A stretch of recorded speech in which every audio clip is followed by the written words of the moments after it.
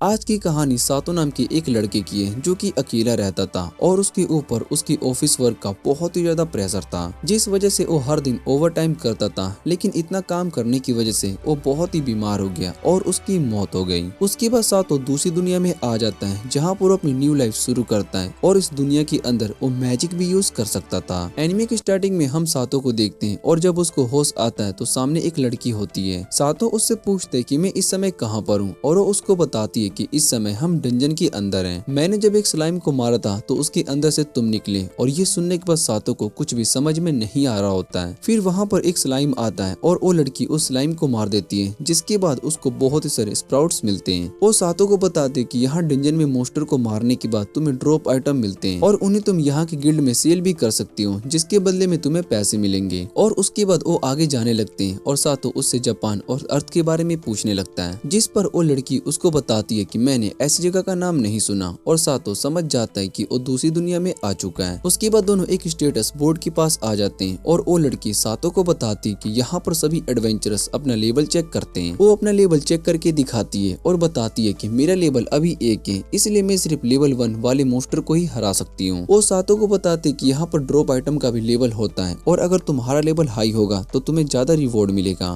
पर अगर तुम्हारे ड्रॉप आइटम लेवल कम हुआ तो तुम्हें कम रिवॉर्ड मिलेगा। और ये सुनने के बाद सातो अपना लेवल चेक करता है। उसको पता चलता है कि वो अभी लेवल 1 पर है और उसके सभी पावर्स का रैंक F है, जो कि बहुत ही लो होता है। फिर सातो अपना ड्रॉप आइटम लेवल चेक करता है और उसको देखने के बाद वो बहुत ही हैरान हो जाता है, क्योंकि उसका ड्रॉप आइटम लेवल असल में S रैंक होता है। सातो उससे S रैंक के बारे में पूछता है, लेकिन उसको S रैंक के बारे में कुछ भी नहीं पता होता और उसने आज तक S रैंक के बारे में कुछ भी नहीं सुना है। जो सुनने के बाद सातो सोचने लगता है कि S रैंक सबसे ज्यादा स्ट्रॉन्ग रैंक होता है और मुझे शायद से इसको टर्न करके देखना चाहिए। वो उस लड़की से उसका हैमर मांगता है, पर सातो उस हैमर को उठा नहीं पा रहा होता है और लड़की सातो को एक बैम्बू स्टिक देती है, जिसका यूज करके सातो एक स्लाइम को मारता है। और उस स्लाइम को मारने के बाद उसको बहुत ही सारे स्प्राउट्स मिलते हैं और सातो समझ जाता है कि उसका लेवल भले ही लो हो पर उसको एस रैंक का रिवॉर्ड मिलेगा। और उसके बाद सातो को भूख लगने लगती है और वो लड़की उन स्प्राउट्स का यूज करके सूप बनाती है। जैसे ही सातो उसे खाने को ट्राई करता है तो उसको बहुत ही ज्यादा अच्छा लगता है और उसके बाद वो सूप को पीता है तो सातो रोने लगता है। और ये देखकर वो लड़की परेशान हो जाती है और उससे पूछती है कि क्या सूप अच्छा नहीं बना। इधर सातो को अपना पास्ट याद आता है। उसने अपनी लाइफ में पहली बार इतना अच्छा खाना खाया था। उससे पहले वो सिर्फ स्टोर से खरीदे हुए स्नैक्स ही खाकर ऑफिस जाता था। फिर वो लड़की सातो को कंफर्ट करने लगती है और ये देखने के बाद सातो बहुत ही खुश हो जाता है। सातो उससे पूछते है कि यहाँ पर रहने के लिए कोई जगह है और वो उसको बताती है कि टाउन में तुम्हें रेंट पर रहने के लिए घर मिल जाएंगे, इसलिए तुम्हें टाउन में जाना चाहिए। और सातो उससे पूछते है कि तुम कहाँ पर रहती हो और वो बताती है कि मेरा लेवल बहुत ही ज्यादा लो है, इसलिए मैं डंजन के अंदर ही रहती हूँ, पर मेरा ड्रीम है कि मैं अपना खुद का एक घर बाय करूंगी जहाँ पर मैं आराम से रह सकूं। वो सातो को बैम्बू स्टिक देती है और उससे कहती है कि तुम इसको अपने साथ ले जाओ। और सातो उससे उसका नाम पूछता है, जिस पर वो अपना नाम एमिली बताती है और सातो उसको अपना नाम बताता है। उसके बाद सातो टाउन में आ जाता है जहाँ उसको यहाँ के बारे में सारी इन्फॉर्मेशन पता चलती है कि यहाँ पर आखिर कितने पैसों में क्या मिल सकता है। फिर सातो डंजन में जाता है और बहुत ही सारे स्लाइम को खत्म कर देता है और उनसे मिले हुए स्प्राउट्स को बेचने के बाद वो एक घर बाय करता है। सातो उस घर की एमिली को देता है और उससे कहता है कि अब से ये घर तुम्हारा है और तुम यहाँ पर हमेशा के लिए रह सकती हो। जो सुनने के बाद एमिली बहुत ही हैरान हो जाती है और वो सातो से घर नहीं लेना चाहती थी, जिस पर सातो उससे कहता है कि तुमने मेरी मदद की है और मुझे बहुत ही अच्छा खाना भी खिलाया है, इसलिए मैं तुम्हारी मदद कर रहा हूँ। और एमिली देखती है कि सातो के हाथों में चोट लगी हुई है और वो बहुत ही ज्यादा थका हुआ है, जिस पर सातो उसे बताता है कि मैंने 3 दिनों तक डंजन में स्लाइम से फाइट की है, जिस वजह से मेरी ये हालत हो गई है। एमिली को ये सुनकर बहुत ही बुरा लगता है और वो सातो से कहती है कि मैं तुम्हारे लिए अच्छा सा खाना बनाने के लिए जा रही हूँ। जो सुन सातो बहुत ही खुश हो जाता है। और अगले दिन सातो जब गिल्ड में जाता है तो वहाँ पर एक लड़की जिसका नाम एर्जा होता है वो वहाँ पर वर्कर होती है और वो बताती है कि 2nd फ्लोर के मोस्टर को खत्म करने के बाद तुम्हें कैरेट मिलेगा और उसका प्राइस स्प्राउट से बहुत ही ज्यादा हाई होता है। फिर वो सातो को एक न्यू डंजन के बारे में बताती है जो कि टाउन से बाहर है, लेकिन उस डंजन में कोई भी ड्रॉप आइटम नहीं मिलते, इसलिए एडवेंचरर वहाँ पर नहीं जाते। और ये सुनने के बाद सातो सोचता है कि मेरा ड्रॉप लेवल ऐसा है तो शायद से मुझे वहाँ पर कुछ तो मिल ही सकता है, इसलिए मुझे वहाँ पर जाकर देखना चाहिए। और इधर एर्जा सातो को कैफे चलने के लिए पूछती है, लेकिन सातो उसको इग्नोर करके वहाँ से चला जाता है। सातो घर पर आता है जहाँ पर एमिली उसको वेलकम करती है और उसको खाना देती है और सातो ये सब देखकर बहुत ही खुश था। फिर वो एमिली से उस डंजन के बारे में पूछता है जो कि टाउन के बाहर है और एमिली उसको बताती है कि उस डंजन में कोई भी ड्रॉप आइटम नहीं मिलते, इसलिए वहाँ पर जाना यूजलेस है है और वो अगले दिन सातो उस डंजन में जाता है जहाँ पर एक स्केलेटन उस पर अटैक कर देता है, पर सातो उसके अटैक से बच जाता है और उसको हरा देता है। जिसके बाद सातो को एक शील्ड मिलता है और जैसे ही वो उस शील्ड को उठाता है तो वो शील्ड गायब हो जाती है। फिर सातो का एचपी लेवल इंक्रीज हो गया होता है और जब अपना स्टेटस एमिली को दिखाता है तो वो बहुत ही हैरान हो जाती है। उसके बाद एमिली भी एक स्केलेटन को मारती है लेकिन उसको कुछ भी नहीं मिलता और जब सातो उसको अपना सीट देने की कोशिश करता है तो एमिली उस सीट को टच नहीं कर पा रही होती है, जिससे कि वो दोनों समझ जाते हैं कि ड्रॉप आइटम सिर्फ वही पर्सन ले सकता है जिसने की मोस्टर को हराया है। कुछ दिनों के बाद सातो का एचपी मैक्स हो चुका होता है और वो इस बात से बहुत ही खुश था। सातो एमिली से कहता है कि अब उसको डंजन के सेकंड फ्लोर पर जाना चाहिए और एमिली सातो से कहती है कि तुम्हें ज्यादा काम करने की जरूरत नहीं है, ऐसे तुम्हारी हेल्थ पर बहुत ही बुरा असर पड़ेगा, इसलिए तुम खुद को ज्यादा फोर्स मत करो और तुम्हें टाइम से घर आकर रेस्ट करना चाहिए। उसकी ये सब बातें सुनने के बाद सातो को याद आता है कि उसकी असली दुनिया में उसकी केयर करने वाली कोई भी नहीं था, इसलिए वो अपने ऑफिस वर्क में बिजी रहता था, पर यहाँ इस दुनिया में कोई है जो कि उसकी केयर करता है। और सातो एमिली से कहता है कि तुम्हें परेशान होने की जरूरत नहीं है, मैं टाइम से घर आ जाऊंगा। और अगले दिन सातो सेकंड फ्लोर के स्लाइम को मारता है और उसके बाद उसको एक बहुत ही बड़ा कैरेट मिलता है। फिर वहाँ पर एक पार्टी आती है और वो सातो का लेबल चेक करती है और उन्हें पता चलता है कि सातो का लेबल 1 है और ये देखकर वो सभी सातो का मजाक उड़ा रहे होते हैं और वहाँ से भाग जाते हैं। उसके बाद वहाँ सातो के पास एक बनी गर्ल आती है और सातो उससे पूछते हैं कि क्या ये तुम्हारी बनी ईयर्स असली है, लेकिन वो सातो को इग्नोर कर देती है और उससे कहती है कि मुझे लो रैंक वाले लोग पसंद नहीं है। फिर वो सातो के सर पर मारती है लेकिन सातो को कुछ भी नहीं होता और ये देखने के बाद वो बनी गर्ल वहाँ से चली जाती है। उसके बाद सातो घर जाता है और अपने साथ कुछ कैरेट भी लेकर आया होता है और एमिली से कहता है कि आज हम डिनर में कैरेट खाएंगे। तभी उनके घर पर वो बनी गर्ल वापस आ जाती है और उसको देखने के बाद सातो उससे पूछते है कि तुम यहाँ पर किस रीजन से आई हो, पर वो बनी गर्ल वापस से सातो से कहती है कि मुझे लो रैंक वाले लोग पसंद नहीं है, पर वो यहाँ पर कैरेट खाने के लिए आई है। और ये सुनकर सातो बहुत ही हैरान हो जाता है। एमिली सातो से पूछती कि आखिर ये बनी गर्ल कौन है और वापस से सातो के सर पर मारती है, लेकिन सातो को कुछ भी नहीं होता और ये देखने के बाद वो वहाँ पर एक एडवेंचरर को पकड़कर उसके सर पर मारती है, जिससे कि उस एडवेंचरर को बहुत ही चोट लगती है और वो वहीं पर गिर जाता है। और ये देखने के बाद सातो और एमिली दोनों डर जाते हैं। बनी गर्ल सातो से कहती है कि तुम एक लो रैंक एडवेंचरर हो लेकिन मेरा अटैक तुम पर काम नहीं कर रहा है। जो सुनने के बाद सातो सोचता है कि शायद से मेरी एचपी मैक्स हो चुकी है, इसलिए मुझ पर अटैक काम नहीं कर रहा है। उसके बाद वो बनी गर्ल सातो से कहती कि मैं यहाँ पर कैरेट के लिए आई हूँ और एमिली उसको अंदर डिनर के लिए बुलाती है, जहाँ पर एमिली कैरेट से बहुत ही सारी डिश बनाती है और उसको खाने के बाद वो बनी गर्ल और सातो दोनों बहुत ही खुश हो जाते हैं। बनी गर्ल एमिली को गॉडेस मान रही होती है और एमिली उस बनी गर्ल से कहती है कि तुम यहाँ पर कभी भी डिनर के लिए आ सकती हो। उसके बाद वो वहाँ से चली जाती है और सातो एमिली से कहता है कि हमें तो उसका नाम भी नहीं पता। इधर एमिली सातो को थैंक यू कहती है और बताती है कि वो हमेशा से अकेली रहती थी और अकेले खाना खाती थी, लेकिन आज वो एक गेस्ट के साथ खाना खाई और उसको बहुत ही अच्छा फील हो रहा है। और ये सुनने के बाद सातो याद करता है कि वो भी अकेला ही खाना खाता था। फिर सातो एमिली से कहता है कि अब से हम दोनों साथ में डिनर करेंगे और उसके बाद सातो वापस से उस डंजन में चला जाता है, जहाँ पर एक ज़ॉम्बी उस पर अटैक कर देता है और जैसे ही सातो उस पर अपने बैम्बू से अटैक करता है तो उसका बैम्बू टूट जाता है और वो ज़ॉम्बी सातो को पंच मारता है, लेकिन सातो की एचपी मैक्स हो चुकी थी, इसलिए उसको इस पंच से ज्यादा फर्क नहीं पड़ता और सातो आराम से उस ज़ॉम्बी को हरा देता है। उसके बाद सातो को एक और शील्ड मिलती है और उस शील्ड की मदद से सातो की स्ट्रेंथ इंक्रीज हो जाती है। तभी वहाँ पर वो बनी गर्ल आ जाती है और वो सातो से पूछती है क्या तुम्हें कुछ आइटम मिले। जो सुनने के बाद सातो सोचने लगता है कि इस डंजन में कोई भी ड्रॉप आइटम नहीं मिलता और यहाँ पर सभी लोगों को ऐसा ही लगता है, पर मेरा ड्रॉप लेवल एस रैंक है और इस बारे में मुझे किसी को नहीं बताना चाहिए वरना मेरे लिए प्रॉब्लम हो सकती है। इधर वो बनी गर्ल सातो से कहती है कि अगर तुमने मुझे कैरेट नहीं दिए तो मैं तुम्हें मार दूंगी। ये सुनने के बाद सातो डर जाता है और उससे कहता है कि बाद में मैं तुम्हें कैरेट लेकर दूंगा। बनी गर्ल उसकी बात को मानकर वहाँ से चली जाती है और उसके बाद सातो बहुत सारी कैरेट लेकर गिल्ड में आता है, जहाँ पर वो बनी गर्ल पहले से ही सातो का वेट कर रही होती है और सभी सातो को देखकर बहुत ही हैरान हो रहे होते हैं, क्योंकि सातो उस बनी गर्ल के पास जा रहा होता है और उसको कैरेट देता है, जो देखकर बाकी एडवेंचरस उससे पूछते हैं कि तुम आखिर क्या कर रहे हो। इधर बनी गर्ल को वो कैरेट बहुत ही पसंद आता है और ये देखकर सभी बहुत ही हैरान हो जाते हैं। फिर इर्जा सातो के पास आती है और वो सातो से पूछती है क्या तुम इस लड़की को जानते हो, जिस पर सातो बताता है कि मैंने इसको कैरेट दी थी और उसको बहुत ही पसंद आया। जो सुनने के बाद इर्जा सातो से कहती है कि मैं तुम्हारे सारे कैरेट्स डबल प्राइस में खरीद लूंगी, इसलिए तुम्हें अपने कैरेट इस बनी गर्ल को लेके देने की जरूरत नहीं है। सातो को कुछ भी समझ में नहीं आ रहा होता है और वो इर्जा को बताती है कि इस बनी गर्ल का नाम एवे है, इसके पास एक स्पेशल मूव है और अगर इसको किसी का कैरेट पसंद नहीं आता तो एवे पर अटैक कर देती है, इसलिए सभी उससे डर के रहते हैं और एवे को डंजन में सबसे प्रीमियम क्वालिटी के कैरेट मिलते हैं। अगर उसको तुम्हारे कैरेट्स पसंद आ रहे हैं, इस इसका मतलब तुम्हारे कैरेट सच में बहुत ही अच्छे हैं, इसलिए हम तुम्हें इन कैरेट्स का अच्छा प्राइस देंगे। जिन्होंने भी एवे को खराब कैरेट्स देने की कोशिश की है, एवे ने उन सभी को मार दिया और उसके बाद एवे सातो से और ज्यादा कैरेट मांगती है, जिस पर सातो उससे कहता है कि मेरे पास कैरेट्स खत्म हो चुके हैं और वैसे भी एमिली ने मुझे कहा था कि शाम को मैं अपना काम खत्म करके घर आ जाऊं, इसलिए मैं वापस से डंजन में नहीं आ सकता हूं। और ये सुनने के बाद एवे उसको मारती है, पर सातो उसका हाथ रोक लेता है और ये देखकर सभी बहुत ही हैरान हो जाते हैं। और सातो एवे से कहता है कि मैं तुम्हारे लिए और भी कैरेट्स लेकर आ जाऊंगा। ये सुनने के बाद एवे वहाँ से चली जाती है और अगले दिन सातो और एमिली दोनों डंजन में स्लाइम को खत्म करने के लिए कैरेट्स ले आते हैं। तभी वहाँ पर सातो कुछ और एडवेंचरर को देखता है जो कि स्लाइम से फाइट कर रहे होते हैं, लेकिन वो स्लाइम को नहीं हरा पा रहे होते हैं। और तभी वहाँ पर उनका मास्टर आ जाता है, वो उस स्लाइम को मार देता है और उन दोनों से कहता है कि तुम बहुत ही वीक हो और अभी हमें बहुत ही सारे स्लाइम्स को मारना है। जिस पर वो दोनों अपने मास्टर से कहते हैं कि हमने बहुत ही दिनों से रेस्ट नहीं किया, इसलिए हमें रुक कर रेस्ट करना चाहिए। ये सुनने के बाद मास्टर उनसे कहता है कि मैं जब तुम्हारी एज का था तब मैं डंजन में 1 वीक तक लगातार रहा था, लेकिन तुम दोनों तो कुछ ही दिन में थक गए और मैं तुम्हारे साथ इतना स्ट्रिक्ट सिर्फ तुम्हारी भलाई के लिए रहा हूँ, क्योंकि मुझे तुम पर यकीन है कि तुम दोनों आगे चलकर स्ट्रॉन्ग बनोगे। और ये सुनने के बाद वो दोनों अपने मास्टर को थैंक यू कहते हैं। इधर सातो उनकी बातें सुनने के बाद याद करता है कि उनका बॉस भी उसी तरीके से भारी टास्क देता था। वो हमसे कहता था कि ये सब हमारे अच्छे के लिए, लेकिन वो हमसे झूठ कहता था और इस दुनिया में भी उस तरह के लोग रहते थे। फिर एमिली सातो को लंच करने के लिए कहती है और वो दोनों वहाँ पर बैठकर अपना लंच बॉक्स खोलते हैं। तभी वहाँ पर एवे आ जाती है और एमिली उसको भी अपने साथ खाने के लिए कहती है। वो सभी मिलकर खाना खा रहे होते हैं और उन्हें वो खाना बहुत ही अच्छा लग रहा होता है। तभी वहाँ पर वो एडवेंचरर का ग्रुप आ जाता है और उनका मास्टर अपने लोगों से कहता है कि तुम इन एडवेंचरर्स की तरह मत भूलना, ये सभी यहाँ पर अपना टाइम वेस्ट कर रहे हैं। और इधर एवे को गुस्सा आता है, फिर वो उन दोनों एडवेंचरर्स को कैरेट देती है। वो उनके मास्टर से कहती है कि कैरेट बहुत ही ज्यादा अच्छे होते हैं। और जैसे ही उनका मास्टर एवे पर अटैक करने के लिए जा रहा होता है, उससे पहले एवे अपना हाथ उसकी गर्दन के पास रख देती है और ये देखकर उनका मास्टर डर जाता है। फिर वो सभी वहाँ से चले जाते हैं और एवे सातो के पास आती है और उससे कहती है कि कल मुझे और ज्यादा कैरेट चाहिए। सातो उसकी बात मान लेता है और उसके बाद सातो और एमिली दोनों गिल्ड में आते हैं और सातो एर्जा को बताता है कि हमें डंजन में बहुत ही सारे कैरेट्स मिले, लेकिन हम उन्हें एक साथ लेकर नहीं आ सकते हैं। जिस पर एर्जा उससे कहती है कि तुम्हें एक कैरेट बाय करनी चाहिए, उसमें तुम बहुत ही सारे ड्रॉप आइटम रख सकती हो। और सातो वहाँ गिल्ड में कुछ लोगों के पास कार्ड्स को देखता है। उसके बाद वो और एमिली दोनों कार्ड्स लेकर स्टोर पर चले जाते हैं, जहाँ पर एक छोटी सी बच्ची होती है और अपने फादर को बुलाती है। फिर उसके फादर वहाँ पर आते हैं और वो सातो से पूछते हैं कि तुम्हें क्या चाहिए, और सातो बताता है कि मैं यहाँ पर कार्ड खरीदने के लिए आया हूँ। फिर वो उन्हें एक कार्ड दिखाते हैं और बताते हैं कि इस कार्ड में मोस्टर डिटेक्शन सिस्टम लगा हुआ है, जिससे कि ये मोस्टर भी ढूंढ सकता है। सातो कार्ड का प्राइस पूछता है और वो शॉप ओनर सातो को बताता है कि इसका प्राइस 10 मिलियन है। जो सुनने के बाद सातो और एमिली दोनों बहुत ही हैरान हो जाते हैं। फिर शॉप ओनर सातो को बताता है कि रेगुलर कार्ड तुम्हें 1 से 2 मिलियन में मिल सकती है, लेकिन उसमें ज्यादा कुछ खास नहीं होता। उसके बाद सातो और एमिली वापिस से घर आ जाते हैं। सातो कहता है कि हमें कार्ड खरीदने के लिए बहुत ही सारे पैसे अर्न करने होंगे। तभी उन्हें टाउन में लोगों की आवाजें सुनाई देती है और एमिली कहती है कि शायद से यहाँ पर एक स्ट्रे आ चुका है। सातो उससे पूछते हैं कि स्ट्रे क्या होता है और वो बताती है कि अगर कोई अपना ड्रॉप आइटम कलेक्ट नहीं करता तो वहाँ पर मोस्टर आ जाते हैं और उन्हें स्ट्रे कहते हैं। फिर सातो देखते हैं कि वहाँ पर टाउन में एक बड़ा सा गोरिल्ला आ चुका है और टाउन को तबाह किए जा रहा होता है और सभी एडवेंचरर्स वहाँ से भाग रहे होते हैं। एमिली बताती है कि स्ट्रे को मारने के लिए कुछ भी ड्रॉप आइटम नहीं मिलता, इसलिए कोई भी एडवेंचरर्स इससे फाइट नहीं करना चाहता। तभी वहाँ पर शॉप ओनर अपनी बेटी के साथ आता है और वो सातो से कहता है कि तुम्हें भी यहाँ से भागना चाहिए। इधर वो गोरिल्ला एर्जा पर अटैक करने वाला होता है, तभी सातो उस अटैक को रोक देता है और एर्जा को बचा लेता है। फिर वहाँ पर एवे अपने आइटम के साथ आ जाती है और उस गोरिल्ला से फाइट करने लगती है। इधर सातो एर्जा से पूछते क्या तुम ठीक हो, और एर्जा सातो से कहती है कि इस तरह से हमारा टाउन तबाह हो जाएगा। फिर सातो उससे कहता है कि तुम्हें परेशान होने की जरूरत नहीं है, मैं उस गोरिल्ला को खत्म कर दूंगा। इधर एमिली भी उसकी मदद करने के लिए रेडी हो जाती है और सातो गोरिल्ला से फाइट करने के लिए जा रहा होता है। एवे सातो को इन सब में इन्वॉल्व होने से मना कर रही होती है और सातो उसकी बात नहीं सुनता और इधर गोरिल्ला एक बड़ा सा पत्थर उठाकर अटैक करने के लिए जा रहा होता है, पर एमिली अपने हैमर से उस पत्थर को तोड़ देती है। बाकी सभी एडवेंचरर्स उस गिल्ड को रोकने के लिए कहते हैं और तभी सातो उस गोरिल्ला पर अटैक कर देता है, लेकिन उस गोरिल्ला को ज्यादा कुछ नहीं होता और उसके बाद सातो गोरिल्ला को पंच मारता है और गोरिल्ला उस अटैक से आराम से खत्म हो जाता है। सभी ये देखकर बहुत ही खुश होते हैं और वो सभी सातो की तारीफ कर रहे होते हैं और सातो से कहते हैं कि तुमने हम सभी की जान बचा ली। सातो उन्हें देखकर सोचने लगता है कि पहले कोई भी मेरे काम से खुश नहीं होता, लेकिन यहाँ पर सभी लोग मेरे काम से बहुत ही खुश हैं। उसके बाद सातो को एक ड्रॉप आइटम मिलता है और सातो एमिली से कहता है कि तुमने कहा था कि स्ट्रे ड्रॉप आइटम नहीं देते, पर सातो का रैंक एस होता है, इसलिए उसको एक ड्रॉप आइटम मिलता है और उसको देखने के बाद सातो बहुत ही हैरान हो जाता है। सातो को ड्रॉप में गन मिलती है और उसके बाद सातो अपने स्टेटस को चेक करने के लिए आता है, जहाँ पर उसको स्टेटस पहले से बढ़ चुका होता है। ये देखकर वो बहुत ही खुश था और उसके बाद सातो डंजन में उस गन को टेस्ट करने के लिए चला जाता है, जहाँ उसके सामने एक ज़ॉम्बी आता है और सातो उस ज़ॉम्बी को गन से शूट करता है और ज़ॉम्बी मर जाता है। उसके बाद सातो बाकी सभी ज़ॉम्बी को मार देता है और उनसे मिले हुए सीड्स से उनकी स्ट्रेंथ भी मैक्स हो जाती है। उसके बाद सातो एमिली के पास आता है, जहाँ पर उस स्लाइम को अपनी गन से मार देता है और एमिली सातो से उस वेपन के बारे में पूछती है। सातो बताता है कि ये पावरफुल वेपन है और उसके बाद वो दोनों लंच करने लगते हैं। सातो एमिली से पूछते कि आज एवे लंच के लिए नहीं आई और एमिली बताते कि शायद से वो अपने काम में बिजी होगी, इसलिए मैंने उसके लिए कुछ कैरेट सेव करके रखे हैं। और लंच करने के बाद वो दोनों अगले फ्लोर पर आ जाते हैं। सातो एमिली से पूछते क्या तुम पहले भी इस फ्लोर पर आ चुकी हो, और एमिली बताती कि मैंने यहाँ के मोस्टर के बारे में सुना है, वो असल में कॉकरोचेस होते हैं। और उसके बाद उनके सामने एक कॉकरोच आता है और उसको देखने के बाद सातो सोचने लगता है इस फ्लोर पर लड़कियां नहीं आती होंगी, क्योंकि उन्हें कॉकरोचेस से बहुत ही ज्यादा नफरत होती है। और इधर एमिली गुस्से में उस कॉकरोच को मार देती है। उसको गुस्से में देखकर सातो भी बहुत ही डर जाता है और उस कॉकरोच के मरने के बाद एमिली को एक पंपकिन मिलता है। फिर वो दोनों आगे जाने लगते हैं और आगे उन्हें बहुत ही सारे कॉकरोच मिलते हैं और उन्हें देखने के बाद एमिली वापस से गुस्सा हो जाती है। वो उन सभी कॉकरोचेस को मारना शुरू कर देती है और सातो भी अपनी गन का यूज करके उन सभी को खत्म कर देता है। जिसके बाद वहाँ पर बहुत ही सारे पंपकिन आ जाते हैं और वो दोनों वहाँ डंजन से बाहर जा रहे होते हैं। तभी वहाँ पर एवे आती है और वो उनसे कैरेट्स मांगने लगती है। फिर एमिली उसको कैरेट्स दे देती है। फिर एमिली और सातो दोनों गिल्ड में जाकर उन पंपकिन को बेच देते हैं और उसके बाद वो बचे हुए पंपकिन को लेने जाते हैं और वो पंपकिन खराब हो चुके होते हैं और सातो कहते हैं कि शायद से इन्हें किसी जानवर ने खा लिया होगा। लेकिन एमिली बहुत ही ज्यादा गुस्सा हो जाती है और उन पंपकिन पर अटैक करना शुरू कर देती है। सातो देखते हैं कि उस पंपकिन के अंदर से बहुत ही सारे कॉकरोच बाहर आ रहे होते हैं और वो भी उन्हें खत्म करना शुरू कर देता है, पर उसके सारे बुलेट्स खत्म हो जाते हैं। और इधर एमिली और ज्यादा गुस्सा हो चुकी होती है, जो देखकर सातो और ज्यादा डर जाता है और उन सभी कॉकरोचेस को वो अपने हाथों से मारने लगता है। कुछ टाइम के बाद वो उन सभी कॉकरोच को मार देता है और एमिली उससे माफी मांग रही होती है। वो सातो को बताती है कि मैं जब भी इन्हें देखती हूँ तो मुझे पता नहीं क्या होता है, और सातो उससे कहता है कि इसमें तुम्हारी कोई गलती नहीं है। उसके बाद सातो देखता है कि वहाँ पर बहुत ही सारे बुलेट्स आ जाते हैं और फिर सातो इजरा के पास आ जाता है और उसको सब कुछ बता देता है। इजरा सातो से कहती है कि अगर तुम अपने आइटम को छोड़ दोगे तो वो स्टेरी में बदल जाएंगे, और सातो कहता है कि मुझे ये बात एमिली ने बताई थी। फिर वो सोचने लगती है कि मैं स्टेरी को बुलाकर उनसे कुछ अलग रिवॉर्ड ले सकता हूँ। और इधर एर्जा सातो को डिनर के लिए पूछती है, लेकिन सातो उसको मना करके वहाँ से चला जाता है और सातो एक कैरेट को रखकर स्ट्रे का वेट कर रहा होता है। तभी वहाँ पर एवे आ जाती है और उस कैरेट को खा लेती है। सातो एवे से कहता है कि मैंने इस कैरेट को खाने के लिए नहीं कहा था, जिस पर एवे उसको बताती है कि कैरेट्स खाने के लिए ही होते हैं। उसके बाद वो वहाँ से चली जाती है। सातो दूसरा कैरेट वहाँ पर रखता है और वो कैरेट वापस से स्लाइम में बदल जाता है, जो देखने के बाद सातो उसको मार देता है। फिर सातो को कुछ और बुलेट्स मिल जाते हैं और उसके बाद सातो उस डंजन में चला जाता है, जहाँ पर सातो ज़ॉम्बी को मार देता है। लेकिन जैसे वो उन सीड्स को उठाने की कोशिश करता है तो वो गायब हो जाते हैं। फिर सातो निराश होकर वहाँ से जाने लगता है। तभी के स्केलेटन उस पर अटैक कर देता है और सातो उसको डंजन से बाहर फेंक देता है। डंजन के बाहर जाते ही वो स्केलेटन गायब हो जाता है और सातो इस बारे में इर्जा से पूछता है। फिर इर्जा उसको बताती है कि अगर कोई मोस्टर डंजन से बाहर जाने की कोशिश करता है तो वो गायब हो जाते हैं, यहाँ तक कि अगर वो किसी दूसरे फ्लोर पर जाने की कोशिश करेंगे तब भी वो खत्म हो जाएंगे। और ये सुनने के बाद सातो को एक आइडिया आता है। वो सीधा उस डंजन में आता है जब मोस्टर उस पर अटैक करने के लिए आते हैं, तो सातो उस मोस्टर को डंजन में फेंक देता है और वो गायब होने से पहले उसको मार देता है। जिसके बाद सातो को एक फ्रीजिंग बुलेट मिलता है और सातो उस बुलेट का यूज करके ट्री पर करता है, जिससे कि वो ट्री पूरी तरीके से फ्रीज हो जाता है। पर सातो और एमिली दोनों डंजन में आते हैं, जहाँ पर सातो अपने फ्रीजिंग बुलेट का यूज करके स्लाइम को फ्रीज कर देता है। उसके बाद एमिली उस स्लाइम को खत्म कर देती है और वो सातो से इस बुलेट के बारे में पूछती है। सातो बताता है कि इस बुलेट का यूज करके हम किसी को भी फ्रीज कर सकते हैं, लेकिन मेरे पास ये बुलेट बहुत ही कम है, इसलिए मैं इसको सिर्फ इमरजेंसी सिचुएशन में ही यूज करने वाला हूँ। और उसके बाद वो दोनों वापिस से घर जा रहे होते हैं। तभी रास्ते में उन्हें एक मर्चेंट दिखाई देता है जो कि एक लड़की से बहस कर रहा होता है और सातो उनके पास आता है। वो उनसे पूछते कि आखिर यहाँ पर क्या हुआ, और वो मर्चेंट सातो से कहता है कि मेरा कार्गो नीचे गिर चुका है और अगर तुम उसको वापस लाने में मदद करोगे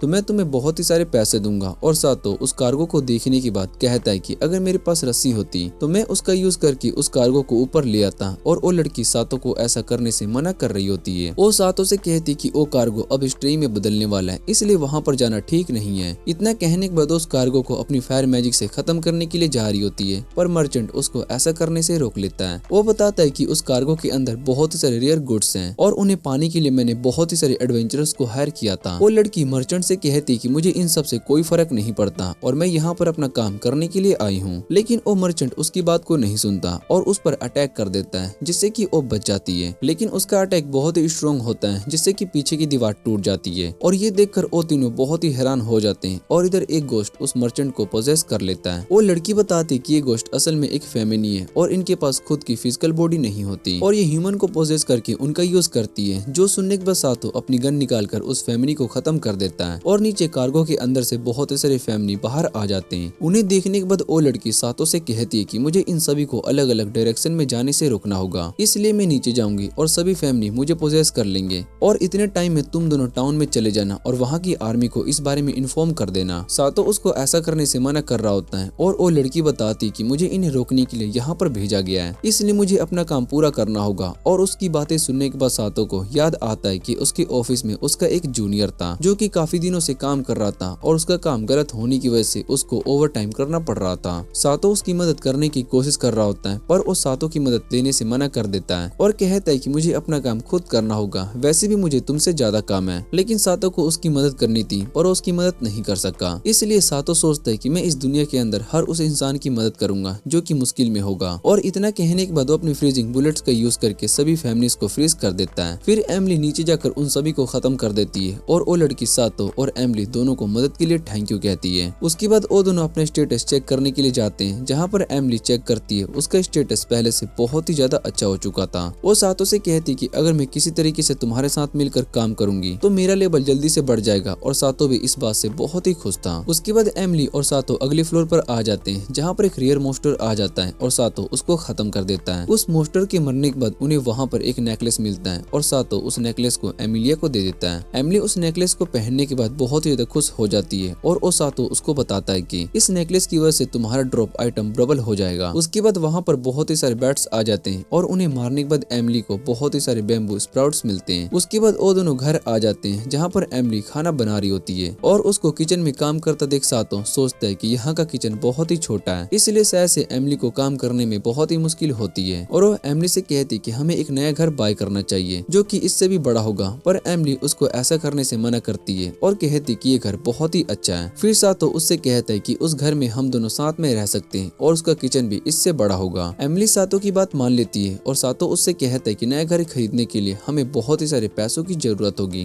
वो बात सुनने के बाद एमिली सातो से कहती है कि तुम्हें ओवरवर्क करने की जरूरत नहीं है क्योंकि तुम्हारी हेल्थ इंपॉर्टेंट है। सातो उसकी बात मान लेता है और उसके बाद सातो उन बैम्बू स्प्राउट्स को सेल करने के लिए एर्जा के पास जाता है, जहाँ पर एक लड़की आती है और वो सातो से कहती है कि क्या मुझे एक बैम्बू स्प्राउट्स मिल सकता है। और सातो उसको एक बैम्बू दे देता है जिसे कि वो गर्ल काट कर खा रही होती है और उसको वो बहुत ही अच्छे लगते हैं। और सातो से कहती है कि मैंने इससे अच्छे बैम्बू स्प्राउट्स कभी भी नहीं खाए। वो सातो से सारे बैम्बू स्प्राउट्स बाय करना चाहती थी और सातो इर्जा से पूछता है, जिस पर इर्जा सातो से कहती है कि तुम इन्हें बैम्बू स्प्राउट्स सेल कर सकते हो। फिर वो लड़की सातो को उन स्प्राउट्स के बहुत ही सारे पैसे देकर वहाँ से चली जाती है और इर्जा सातो को बताती है कि उनका नाम मैसी है, वो यहाँ पर एक फेमस पर्सन है और उनका टेस्ट किया फूड सबसे ज्यादा डिलीशियस होता है और उन्हें तुम्हारे बैम्बू स्प्राउट्स बहुत ही अच्छे लगे, इसका मतलब तुम्हारा बैम्बू स्प्राउट्स सच में बहुत ही अच्छे हैं। और वो सातो को कहती है कि तुम हमारे साथ एक कॉन्ट्रैक्ट साइन करो जिसमें तुम अपने सारे बैम्बू स्प्राउट्स हमें सेल करोगे और उसके बदले में हम तुम्हें अच्छे पैसे ऑफर करेंगे। सातो उसके साथ काम करने के लिए मान जाता है और इर्जा से कहता है कि मुझे तुम्हारे ऊपर पूरा ट्रस्ट है। उसके बाद सातो वापस से उस डंजन में आ जाता है जहाँ उसको एक लड़की दिखाई देती है। वो सभी स्केलेटन से फाइट कर रही होती है, तभी एक गार्ड सातो को रोक देता है और उससे कहता है कि प्रिंसेस यहाँ के सभी स्केलेटन से फाइट कर रही है और उनका सर कार्ट में स्टोर कर रही होती है। सातो इस बारे में गार्ड से पूछता है और गार्ड उसको बताता है कि इस डंजन के मोस्टर को भी ड्रॉप आइटम नहीं देते, लेकिन ऐसा नहीं है। प्रिंसेस को लगता है कि से वो एयर ड्रॉप करते हैं, इसलिए प्रिंसेस उनको एयर बॉक्स बनाकर अच्छे प्राइस में सेल कर सकती है। सातो को प्रिंसेस का ये आइडिया बहुत ही अच्छा लगता है और वो प्रिंसेस के कार्ड को देखता है और कहता है कि ये कार्ड सच में बहुत ही अच्छी चीज है। फिर सातो घर आता है और वो एमिली से पूछता है कि हमें पहले घर बाय करना चाहिए या फिर कार्ड, जिस पर एमिली उससे कहती है कि हमें एक कार्ड बाय करनी चाहिए और उसकी मदद से हम ज्यादा चीजें स्टोर कर सकते हैं और बहुत ही सारे पैसे कमा पाएंगे। सातो को भी उसका आइडिया अच्छा लगता है और उसके बाद वो दोनों कार्ड खरीदने के लिए शॉप पर आ जाते हैं, जहाँ पर ओल्गा होती है और वो अकेले रो रही होती है। सातो और एमिली दोनों उसके पास आते हैं। वो ओल्गा से उसके फादर के बारे में पूछते हैं। ओल्गा बताती है कि उसके फादर फ्लावर्स लेने गए थे लेकिन वो अभी तक नहीं आए, जो सुनने के बाद सातो उससे कहता है कि हम तुम्हारे डैड को ढूंढने चलेंगे। ओल्गा बताती है कि वो आर्सेनिक डंजन में गए हैं। उसके बाद वो सभी आर्सेनिक डेंजर में जाते हैं, जहाँ पर उन्हें बहुत ही सारे मोस्टर दिखाई देते हैं और सातो उन सभी को अपनी गन से शूट कर देता है, लेकिन उन्हें कुछ भी नहीं होता। और उसके बाद एमिली अपने हैमर का यूज करके सभी मोस्टर को खत्म कर देती है। फिर वो दोनों आगे जाते हैं और आगे उन्हें ओल्गा के फादर दिखाई देते हैं, जो कि पीछे पड़े होते हैं। और जब सातो उन्हें चेक करता है तो उन्हें पता चलता है कि ओल्गा के फादर असल में सो रहे होते हैं। और ये देखकर एमिली को बहुत ही ज्यादा गुस्सा आता है। वो कहती है कि दूसरी तरफ उनकी बेटी बहुत ही परेशान है और ये यहाँ पर सो रहे। और गुस्से में अपने हैमर जमीन पर मारती है, जिससे कि ओल्गा के फादर उठ जाते हैं। और सातो उनसे पूछते हैं कि आप यहाँ पर क्या कर रहे हो। और वो बताते हैं कि मैं यहाँ पर लाइटर रॉक को लेने के लिए आया हूँ, जो कि हैवी रॉक से भी ज्यादा अच्छे होते हैं और उनका यूज मैं अपनी न्यू कार्ट में करने वाला हूँ। उसके बाद वहाँ पर वो लाइटर रॉक आ जाता है, लेकिन वो हवा में उड़ रहा होता है, इसलिए उसको पकड़ने के लिए सातो एमिली को अपने ऊपर बैठा लेता है। वो दोनों आखिर में उस लाइटर रॉक को हरा देते हैं और उसके मारने के बाद उन्हें एक ब्लू फ्लावर मिलता है, जिसे लेकर वो बाहर आ जाते हैं। वो उस फ्लावर को नीचे रख देते हैं ताकि वो वापस रॉक में बदल सके। और एमिली कहती है कि उस रॉक को पकड़ना आसान नहीं होगा क्योंकि वो हवा में उड़ सकता है। और ओल्गा के फादर कहते हैं कि मैं उस रॉक को पकड़ लूंगा। जैसे ही फ्लावर रॉक में चेंज होता है तो ओल्गा के फादर उसको पकड़ने की कोशिश करते हैं और वो उस रॉक को नहीं पकड़ पाते हैं। और तभी सातो अपनी गन का यूज करता है और उस रॉक को फ्रीज कर देता है। उसके बाद ओल्गा उस रॉक का यूज करके एक अच्छा सा कार्ड बनाते हैं और वो सातो को गिफ्ट में दे रहे होते हैं। पर सातो इतना महंगा गिफ्ट लेने से मना कर रहा होता है और ओल्गा सातो से कहता है कि तुमने इस टाउन को प्रोटेक्ट किया है, तुम हम सभी के लिए हीरो हो और इसलिए मैं ये तुम्हें कार्ड गिफ्ट में दे रहा हूँ। और सातो उस गिफ्ट को एक्सेप्ट कर लेता है और उन्हें इस गिफ्ट के लिए थैंक यू कहता है। और उसके बाद वो सातो और एमिली डंजन में सभी बैट्स को मारने के बाद सारे ड्रॉप्स आइटम को उस कार्ट में रखने लगते हैं। एमिली बताती है कि हमने बहुत ही सारे आइटम स्टोर कर लिया है और उसके बाद कार्ट पूरी तरीके से फुल हो जाती है। सातो एमिली से कहता है कि मैं जाकर इन सभी सामान को अर्जा के पास बेच कर आता हूँ। और एमिली कहती कि मैं डिनर बनाने के लिए जा रही हूँ। उसके बाद सातो अर्जा के पास आता है और वो देखते हैं कि एक पर्सन अर्जा से बहस कर रहा होता है। वो अर्जा से कहता है कि तुम मेरे आइटम का गलत प्राइस लगा रहे हो। और अर्जा उससे कहती है कि मैं तुम्हें सही प्राइस दे रही हूँ। ये सुनने के बाद उसको बहुत ही गुस्सा आता है और वो अर्जा को मारने वाला होता है। तभी सातो उसके हाथ को फ्रीज कर देता है। सातो उस आदमी से कहता है कि तुम्हें चुप हो जाना चाहिए और वैसे भी अर्जा प्राइस को लेकर गलत नहीं होती, मैं ये बात तुम्हें प्रूव कर सकता हूँ। और इतना कहने के बाद वो अपने कार्ट से सारे बैम्बू स्प्राउट्स को बाहर निकाल देता है। वो देखकर वो बहुत ही हैरान हो जाते हैं और सातो उन ग्रीन ऑनियन का प्राइस अर्जा से पूछता है और उन्हें अपने कार्ट में डाल देता है। उनका प्राइस 120 होता है और उसके कार्ट में भी सेम प्राइस लिखा होता है। और सातो उससे कहता है कि अर्जा तुम्हें सही प्राइस दे रही है, वैसे भी इस कार्ट को आर्सेनिक मटेरियल का यूज करके बनाया गया है और ये सामान के वेट के हिसाब से ही उसका प्राइस बताती है। वो पर्सन बहुत ही ज्यादा गुस्सा हो जाता है और वो सातो से कहता है कि तुम्हें इन सब में इन्वॉल्व होने की जरूरत नहीं है। इतना कहने के बाद वो सातो को मारने के लिए जा रहा होता है, पर सातो उसका हाथ आसानी से रोक लेता है और उसको मारकर दूर फेंक देता है। सभी सातो की पावर को देखकर बहुत ही हैरान हो जाते हैं और उसके बाद अर्जा सातो को उसकी मदद करने के लिए थैंक्स कहती है। वो सातो से कहती कि मैं यहाँ पर सभी लोगों को सही प्राइस देना चाहती हूँ, लेकिन मैं शायद से अच्छे से काम नहीं कर रही हूँ। जिस पर सातो अर्जा से कहता है कि तुम अपना काम बहुत ही अच्छे से करती हो और तुमने मुझे सभी आइटम को अच्छे प्राइस दिए हैं। तुम अगर कभी भी प्रॉब्लम में फंस गई तो मैं तुम्हें प्रोटेक्ट करने के लिए जरूर आऊंगा। और ये सुनने के बाद अर्जा सातो को किस कर लेती है, जो देखने के बाद सातो बहुत ही हैरान हो जाता है। और उसके बाद सातो वहाँ से चला जाता है और उसके बाद वो एमिली के साथ डंजन में सभी मोस्टर को खत्म कर देता है। वो दोनों इस बात से बहुत ही खुश होते हैं कि उनके पास अब नया घर खरीदने के लिए पैसे हो चुके होते हैं। वो अपना सारा सामान पैक कर रहे होते हैं और सातो एमिली से कहता है कि इस घर से हमारी बहुत ही सारी यादें जुड़ी हुई है, इसलिए मुझे ये जगह छोड़कर जाने का मन नहीं कर रहा है। और एमिली बताती कि उसको भी ये जगह बहुत ही पसंद है। तभी सातो को एक आइडिया आता है और वो एमिली से कहता है कि हम अपने इस घर को रेंट पर रख सकते हैं, जिससे कि जब हमारा मन होगा तब हम यहाँ पर आकर रह सकेंगे। और एमिली को भी सातो का आइडिया बहुत ही अच्छा लगता है। उसके बाद सातो और एमिली दोनों अपने घर में आए होते हैं, जहाँ पर एमिली सातो के लिए ब्रेकफास्ट बनाती है। वो सभी खाना खाने के लिए आए होते हैं और एबी भी उनके साथ ब्रेकफास्ट कर रही होती है।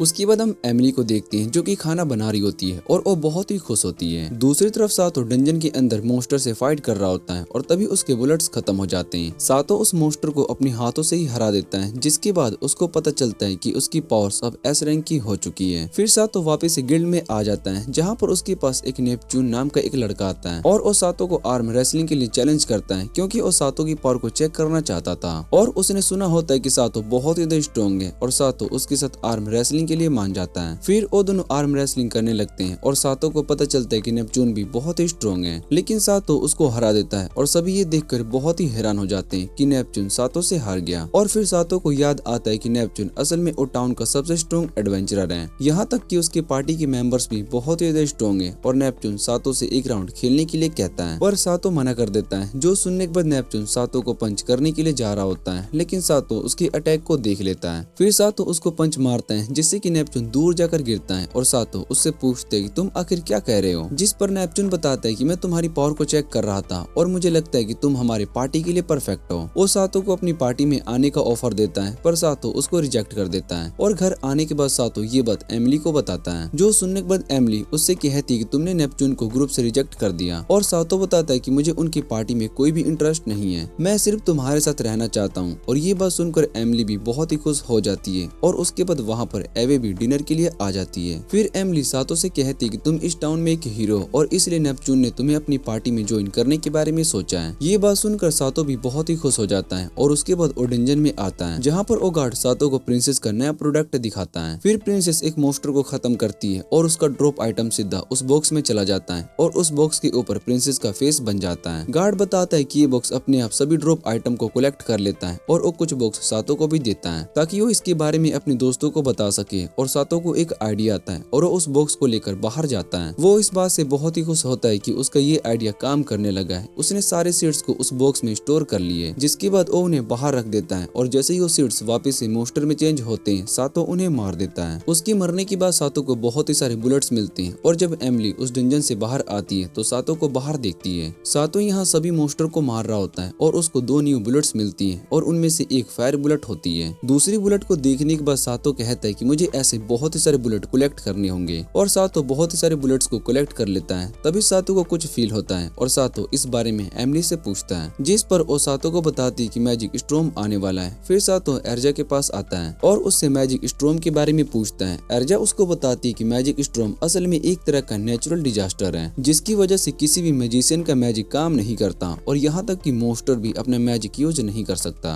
सभी लोगों को इसके बारे में इन्फॉर्म कर दिया गया होता है और सभी एडवेंचरर्स आज ब्रेक पर हैं। और तभी वहाँ पर एक एडवेंचरर आता है, वो सभी से मदद मांगने लगता है और कहता है कि मेरी दोस्त रोजा सिलिकॉन डंजन में फंस चुकी है। और सातो एर्जा से सिलिकॉन डंजन के बारे में पूछता है। वो बताती है कि सिलिकॉन डंजन असल में मैजिक यूजर्स के लिए होता है और सातो उससे कहता है कि सभी मैजिक यूजर तो आज छुट्टी पर थे। फिर इधर ये बताता है कि वो और रोजा दोनों टाउन से बाहर गए थे, इसलिए उन्हें मैजिक स्टॉर्म के बारे में पता नहीं था। रे सभी एडवेंचरर से मदद मांग रहा होता है, लेकिन कोई भी उसकी मदद नहीं कर रहा होता है और ये देखकर वो बहुत ही निराश हो जाता है। सातो सोच रहा होता है कि आखिर कोई भी इसकी मदद क्यों नहीं कर रहा है। और तभी वहाँ पर नेपच्यून आता है और वो सातो को बताता है कि कोई भी उस डंजन के अंदर नहीं जाने वाला है। फिर एर्जा बताती है कि सिलिकॉन डंजन के ऊपर कोई भी नॉन मैजिक अटैक काम नहीं करता, इसलिए कोई भी अपनी जान खतरे में नहीं डालना चाहता। उसके बाद सातो एमिली की बात को याद करने लगता है और उसने सातो से कहा था कि तुम एक हीरो हो जो कि सभी की मदद करता है। सातो रे के पास जाता है और रे से कहता है कि मैं तुम्हारी मदद करूंगा और इतना कहने के बाद सातो सिलिकॉन डंजन में चला जाता है। वहाँ पर उसे एक मोस्टर दिखाई देता है और सातो उसको अपने फायर बुलेट से खत्म कर देता है और फिर सातो उसको फ्रीज कर देता है जिससे कि वो स्ट्रे में ना बदल सके।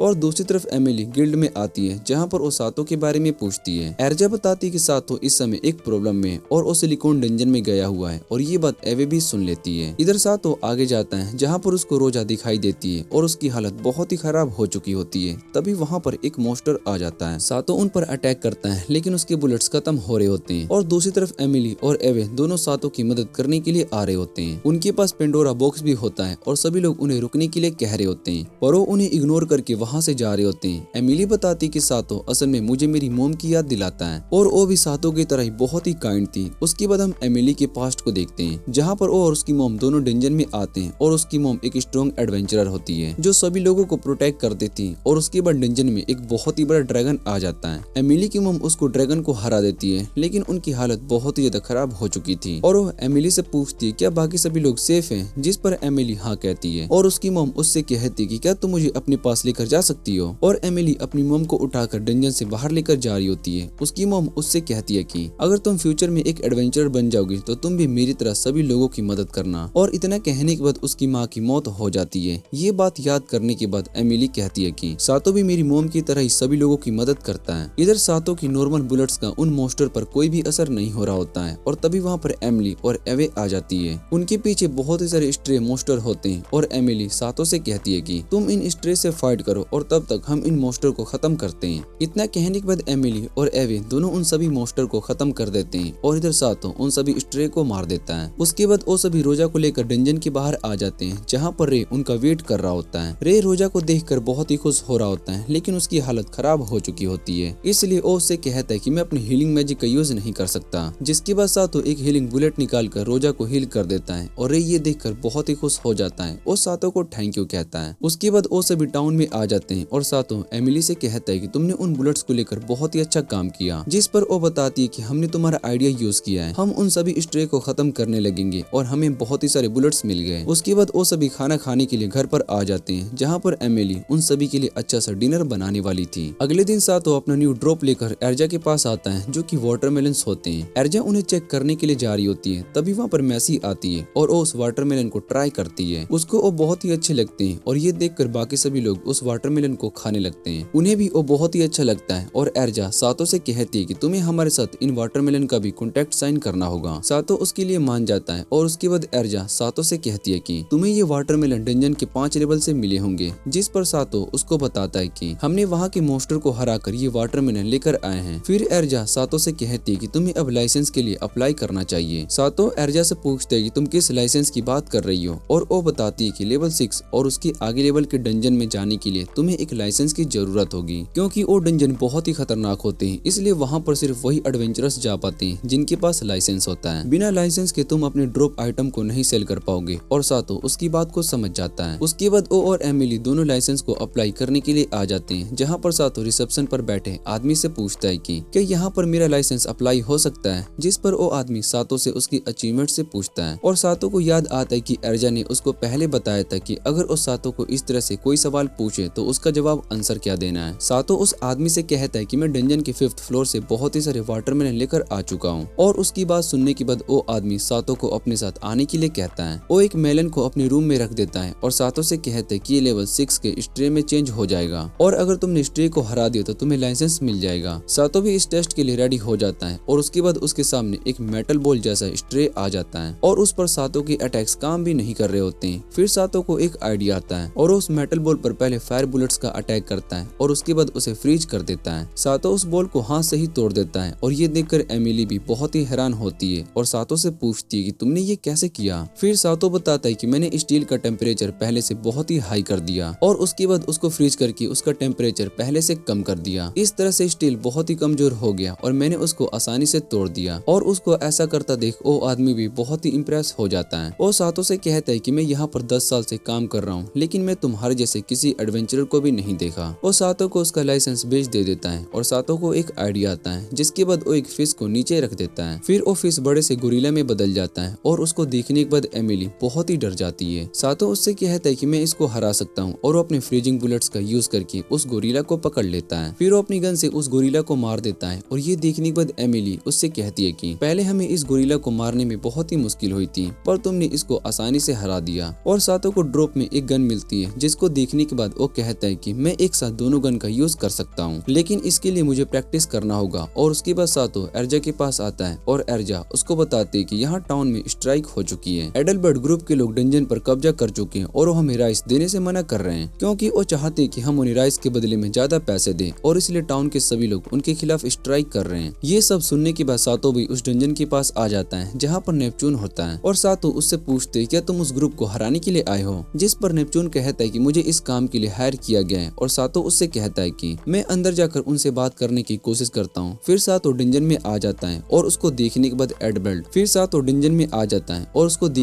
एडलबर्ट ग्रुप के सभी लोग वहाँ पर आ जाते हैं। वो सातो पर अटैक करने वाले होते हैं लेकिन सातो अपनी बुलेट का यूज करके उन सभी को सुला देता है। नेपच्यून ये सब देखने के बाद सातो से कहता है कि तुम तो पहले से बहुत ही ज्यादा स्ट्रॉन्ग हो चुके हो और सातो उसको बताता है कि मैंने इसके लिए बहुत ही प्रैक्टिस की है। उसके बाद हम देखते हैं कि सातो डंजन के अंदर अपनी दोनों गन का यूज करके मोस्टर से फाइट कर रहा होता है। फिर सातो और नेपच्यून सभी लोगों को बाहर ले जाते हैं और वहाँ पर एक आदमी सातो को चुप रहने के लिए कह रहा होता है। फिर सातो और नेपच्यून सभी लोगों को बाहर ले जाते हैं और वहाँ पर एक आदमी सातो को चुप करके देख रहा होता है। उसके बाद वो सातो के पास आता है और उससे कहता है कि मुझे तुम्हारी मदद चाहिए। वो सातो को अपना नाम ग्रे बताता है और कहता है कि मैं इस टाउन का डंजन चीफ हूँ और सातो उससे पूछता है कि आपको भला मेरी मदद कैसे चाहिए। जिस पर वो बताते हैं कि ईस्ट का एरिया में एक डंजन मिला है और हम चाहते हैं कि उस डंजन की ओनरशिप हमें मिले। उस डंजन में ड्रॉप आइटम मीट होता है। जिस टाउन के पास उस डंजन का ज्यादा ड्रॉप आइटम होगा वो उस डंजन का ओनर बन जाएगा। सातो ग्रे से कहता है कि भला आपको उस डंजन की ओनरशिप क्यों चाहिए, और वो सातो से कहते हैं कि ये हमारे लिए बहुत ही इंपॉर्टेंट है क्योंकि मीट और वेजिटेबल पर बहुत ही सारा टैक्स लगते हैं, और वैसे भी अगर वो डंजन हमारे पास आ जाएगा तो हमारे टाउन की इकोनॉमी भी बढ़ जाएगी। वो सातो से कहते हैं कि तुम्हें ये काम फ्री में नहीं करना होगा, हम इसके बदले में तुम्हें रिवॉर्ड भी देंगे और तुम उस डंजन के ड्रॉप आइटम को भी रख सकते हो। सातो इस काम को एक्सेप्ट कर लेता है और उसके बाद वो सोचने लगता है कि मुझे वहाँ जाने के लिए रेडी होना होगा। ये सब सोचने के बाद उसको याद आता है कि बिजनेस ट्रिप के लिए भी हमें सामान को पैक करके रखा जाता है। फिर सातो घर आता है और एमिली को उस मिशन के बारे में बताता है और एमिली उससे कहती है कि तुम्हें वहाँ पर जाना चाहिए, मैं यहाँ पर सब कुछ मैनेज कर लूंगी। और सातो एमिली से कहता है कि तुम्हें भी मेरे साथ जाना होगा, और एमिली उससे कहती है कि मैं वहाँ पर तुम्हारी कुछ मदद नहीं कर पाऊंगी। जिस पर सातो उसको बताता है कि ऐसा कुछ भी नहीं है और तुम्हें मेरे साथ चलना होगा। और तभी वहाँ पर एवे आ जाती है और सातो से कहती है कि अगर तुम यहाँ से चले जाओगे तो मेरे कैरेट्स का क्या होगा। और सातो उससे कहता है कि मैं यहाँ से जाने से पहले तुम्हारे लिए बहुत ही सारे कैरेट्स रख लूंगा। उसके बाद वो दोनों अगले दिन ईस्ट की ओर जाने लगते हैं और शाम होते ही एमिली टेंट लगा देती है। और सातो ये देखकर बहुत ही हैरान हो जाता है कि इतना बड़ा टेंट एमिली के बैग में है। एमिली सातो को पानी लेने के लिए कहती है और जैसे ही सातो पानी लेकर आता है तो वो देखते हैं कि एमिली ने खाना बना लिया था। यहाँ तक कि टेंट के अंदर इतना सामान देखकर वो सोचने लगते हैं कि एमिली के बैग में इतना सारा सामान कैसे आ गया। उसके बाद दोनों खाना खाने लगते हैं और एमिली ट्रेस को जलाने के लिए बाहर जा रही होती है। जिस पर सातो उससे कहता है कि तुम इस तरह ट्रेस को जलाने क्यों जा रही हो। वो बताती है कि अगर हमने इस ट्रेस को नहीं जलाया तो ये इस ट्रे में बदल जाएंगे। और ये सुनने के बाद सातो भी बहुत ही हैरान हो जाते हैं कि ट्रेस भी इस ट्रे में बदल सकते हैं। वो भी इसको देखना चाहता था और एमिली बताती है कि ट्रेस से बने इस ट्रे बहुत ही स्ट्रॉन्ग होते हैं। और उसके बाद बाहर उस ट्रेस से एक मोस्टर आ जाता है। एमिली उस पर अटैक करती है लेकिन उस मोस्टर को कुछ भी नहीं होता और इधर सातो उस पर अपनी फायर बुलेट से अटैक करता है, पर उस मोस्टर को कुछ भी फर्क नहीं पड़ रहा होता है। और ये देखने के बाद सातो उस पर अपनी गन से अटैक कर देता है। ज्यादा आग होने की वजह से मोस्टर जलकर खत्म हो जाता है और सातो को एक न्यू बुलेट मिलती है। उसके बाद सातो उस न्यू बुलेट का यूज एक स्लाइम पर करता है लेकिन वो स्लाइम उस बुलेट से बच जाता है और तभी वो बुलेट पीछे से उस स्लाइम को लग जाती है, जो देखने के बाद सातो कहता है कि शायद से ये बुलेट अपने आप मोस्टर पर अटैक करती है। उसके बाद वो दोनों न्यू डंजन के पास आ जाते हैं और वहाँ पर पहले से ही बहुत ही सारे लोग होते हैं और वहाँ पर बहुत ही सारा ट्रैश भी होता है, जो देखने के बाद सातो कहता है कि इतने सारे ट्रैश को ऐसे छोड़ना सही नहीं होगा। और एमिली उसको बताती है कि यहाँ पर बहुत ही सारे लोग हैं इसलिए ट्रैश इस ट्रे में नहीं बदलते। तभी वो दोनों वहाँ पर एक लड़की को देखते हैं जो कि सभी ट्रैश को अपने फायर मैजिक से जला रही होती है और उसकी पावर्स को देखकर वो दोनों बहुत ही इंप्रेस हो जाते हैं। एमिली सातो से कहती है कि शायद से इसका काम यहाँ के सभी ट्रैश को जलाना होगा और सातो देखते हैं कि वहाँ पर बहुत ही सारा ट्रैश है। वो कहता है कि इतना सारा ट्रैश जलाना आसान नहीं होगा और वैसे भी ये बहुत ही ज्यादा थक चुकी है। सातो उस लड़की को रेस्ट करने के लिए कहता है और वो लड़की उनसे कहती है कि मुझे ये काम खत्म करना होगा। जैसे ही वो अपना फायर मैजिक यूज करने वाली होती है तभी वो बेहोश होकर नीचे गिरने लगती है, लेकिन सातो उसको पकड़ लेता है और उससे पूछते है कि तुम ठीक हो। और वो लड़की बेहोश हो चुकी होती है इसलिए वो कुछ भी नहीं कह पाती। उसके बाद उस लड़की को वापस से होश आता है और वो वापस से उस ट्रैश को जलाने के लिए जा रही होती है और उसको जाता देख सातो उसको रेस्ट करने के लिए कहता है, जिस पर वो लड़की बताती कि ये मेरा काम है और मुझे इसको टाइम पर खत्म करना है। और ये सुनने के बाद सातो सोचता है कि इस ट्रैश से लोग अपनी हेल्थ को खराब कर रहे हैं, वो कुछ ज्यादा ही हार्ड वर्क करते हैं और उनसे उनकी मौत भी हो सकती है। इसलिए सातो अपने पास से वो गन निकालता है और उस लड़की पर फायर कर देता है, जिससे कि वो लड़की बेहोश हो जाती है। और एमिली सातो से पूछती है कि तुमने भला उस लड़की के साथ क्या किया, और सातो उसको बताता है कि मैंने इस पर अपने स्लीपिंग बुलेट का यूज किया है जिससे कि कुछ देर तक वो आराम से सो सकेगी। और उसके बाद जैसे ही उस लड़की को होश आता है तो वो बाहर आकर ट्रैश को देखने लगती है जो कि इस ट्रे में बदल जाता है, लेकिन सातो उन्हें आसानी से हरा देता है और सातो की पावर्स को देखकर वो बहुत ही हैरान हो जाती है। इधर एमिली सभी लोगों को लाइन से अपने ट्रैश को फेंकने के लिए कहती है और उसके बाद सातो उस लड़की के पास आता है। वो उससे कहता है कि तुम्हें थोड़ी देर के लिए रेस्ट कर लेनी चाहिए, यहाँ हम सब कुछ मैनेज कर लेंगे। और वो सातो की बात मान लेती है। उसके बाद वो सभी खाना खाने के लिए आते हैं और जैसे ही वो लड़की एमिली के हाथ का बना खाना खाती है तो वो रोने लग जाती है और बताती कि उसने बहुत ही टाइम के बाद कुछ अच्छा खाया है। फिर वो लड़की उन्हें अपना नाम सेलेटिया बताती है और कहती कि यहाँ पर नया डंजन आने की वजह से ट्रैश बढ़ चुका है, क्योंकि अभी तक उस डंजन की ओनरशिप किसी को नहीं मिली है, इसलिए लोग यहाँ पर बिना टैक्स के काम कर रहे हैं। सातो से टीलिया से कहता है कि तुम्हें परेशान होने की जरूरत नहीं है, हम कुछ दिन तक यहाँ पर रुकने वाले हैं, इसलिए हम तुम्हारी मदद करने के लिए आते रहेंगे। ये सुनने के बाद सेटेलिया उन्हें थैंक यू कहती है और जैसे ही सातो उसको चाय देने के लिए जा रहा होता है तभी वो देखते हैं कि सेटेलिया आराम से सो रही होती है, इसलिए वो दोनों उसको डिस्टर्ब नहीं करते हैं। और अगली सुबह सेटेलिया अपने फायर मैजिक का यूज करके सभी को ट्रेस चला देती है। सातो और एमिली को देखते ही सेटिलिया की पावर पहले से बढ़ चुकी होती है, जिस पर वो बताती है कि मैं बहुत ही दिनों के बाद अच्छे से सो पाई हूँ, इसलिए मेरी बॉडी पहले से बहुत ही स्ट्रॉन्ग फील कर रही है। और उसके बाद एमिली उससे कहती है कि हम कुछ काम के लिए जा रहे हैं, इसलिए तुम चाहो तो हमारे टेंट में रह सकती हो और हम रात को वापस से आ जाएंगे। पहले तो सेटिलिया इसके लिए मना कर रही होती है, लेकिन वो सातो और एमिली की रिक्वेस्ट को सुनने के बाद हाँ कह देती है। और दूसरी तरफ वो दोनों टाउन में घूमने लगते हैं, जहाँ पर वो दोनों एक शॉप पर आते हैं जहाँ पर बहुत ही सारे रिंग्स और ज्वेलरीज होते हैं और उनका प्राइस भी बहुत ही ज्यादा हाई होता है। सातो सोचता है कि मैं एक रिंग भी नहीं बाय कर सकता हूँ, और इधर एमिली को वो रिंग बहुत ही अच्छी लग रही होती है, लेकिन वो उसको नहीं खरीद सकती थी क्योंकि उसके पास पैसे इतने नहीं थे। और उसके बाद सातो ड्यूक नाम के एक आदमी से मिलता है जो कि वहाँ डंजन का इंचार्ज होता है और सातो को डंजन के बारे में बताता है। कहता है कि यहाँ पर टोटल 10 फ्लोर्स हैं और हमें सारे फ्लोर्स के बारे में पता है वहाँ पर किस तरह के ड्रॉप मिलता है। जो ओड नंबर्स वाले फ्लोर है वहाँ पर तुम्हें वेजिटेबल्स मिलेंगे और इवन वाले फ्लोर पर मीट। हमने डिसाइड किया कि जिस ग्रुप को सबसे ज्यादा रेयर आइटम मिलेगा वो जीत जाएगा।